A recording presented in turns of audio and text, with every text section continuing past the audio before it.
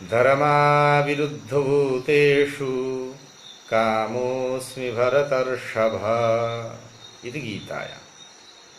ऐसा कहकर भगवान ने तो सीधे सीधे गर्भाधान को यज्ञ रूप का रूप बना दिया।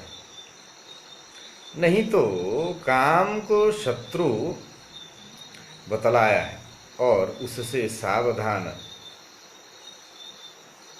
रहने के लिए आदेश किया है। तथा विद्येन मिह वैरिणम, यह वैरी सर्वनाश करता है। शास्त्र विहित देश काल और पात्र का विचार रखने से ही काम ईश्वर की विभूति होता है। उससे अचिंत्य कल्याण होता है, लोक परलोक बन जाता है, सदाचारी होकर यश प्राप्त करता है, सुसंतान उत्पन्न करके आत्महित, वंशहित तथा राष्ट्रहित करता है। अतः माता पिता का सदाचार ही उत्तम संतानोत्पत्ति का कारण होता है। वस्तुतः बालक के चरित्र निर्माण की प्रक्रिया गर्भाधान से प्रारंभ हो जाती है। जैसे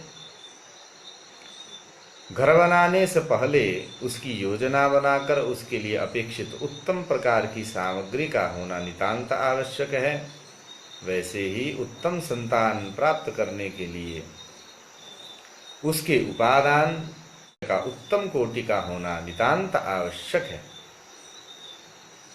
चरक संहिता में उक्त बात को निम्न प्रकार से व्यक्त किया। जिस प्रकार का अच्छा या बुरा बीज बोया जाएगा, फल भी वैसा ही होगा। जैसे व्रीहि को बोने से व्रीहि और जौ को बोने से जौ उत्पन्न होता है, वैसे ही शुभाशुभ संतान होगी। तीरथ संस्थान 8:20 पर। गर्भाधान संस्कार बालक नहीं अपितु सुयोग्य बालक बनाने का संस्कार है। इसीलिए इस संसार में धर्म का भाव यथावत आवश्यक रूप से बना रहना चाहिए। गर्भाधान की क्रिया के समय माता पिता की शारीरिक तथा मानसिक स्थिति जैसी शुद्ध और पवित्र होगी, बालक का शरीर और मन भी वैसा ही बनेगा। यदि गर्भाधान के दिनों के आसपास के दिनों में अपने कुलाचार्य से, गुरुओं से, शास्त्रों से, गाय से, इन सब से यदि द्वेष होगा, अथवा गर्भाधान से लेकर के बालक के जन्म होने के बाद भी इस समय में भी उक्त महानुभाव के प्रति दुर्भाव रहेगा, तो समझिए कि संतान भी बड़ी होकर इन्हीं महानुभावों के आदर करने में दुर्भाव ही व्यक्त करेगी। अतः गर्भाधान के समय माता पिता के मन का स्वस्थ एवं धर्मान्वित होना अत्यंत आवश्यक है। बालक के जन्म के बाद उपनयन होने तक तो महानुभावों के साथ दुर्भाव का साधन ना, तो इस बात को यथा योग्य ध्यान में रखना चाहिए।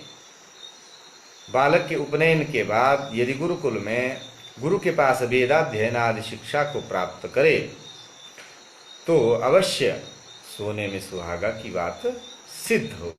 परंतु गुरुकुल में किसी परिस्थितिवश ना भी जाए तो अपनी अपनी वेद शाखा के नित्य कर्म, षटकर्म तथा अपनी वेद शाखा के अनुसार गर्भाधान आदि मृत संस्कारों को तो अनिवार्य रूप से किसी आचार्य के समीप सीखना चाहिए।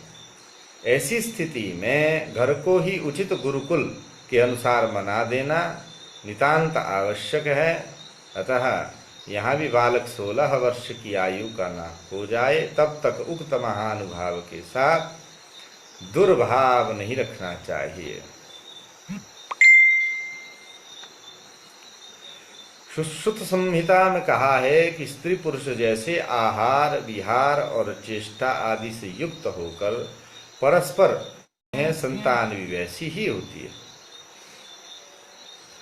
इसलिए स्त्री पुरुष को संतानोत्पत्ति के लिए गर्भाधान में सर्वथा निर्दोष होकर ही प्रवृत्त होना चाहिए। आहाराचार चेष्टा यादृशी समन्वितौ श्रीयातान्तयोः पुत्रो पितादृशः। शारीरस्थान 2:46 पर।